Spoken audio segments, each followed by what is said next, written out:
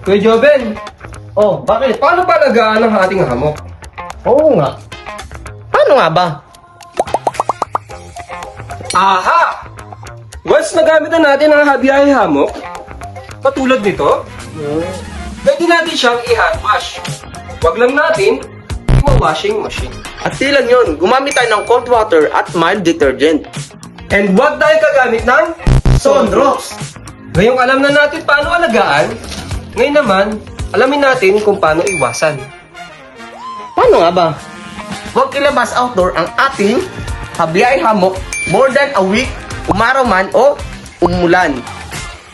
Kapag ginamit ang habiyahe hamok, ibalik ita sa net bag, kagaya nito, at itago sa dry places.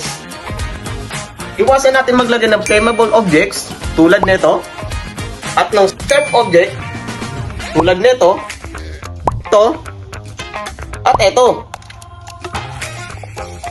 Now you know kung paano alagaan ang ating habiyahe hamok.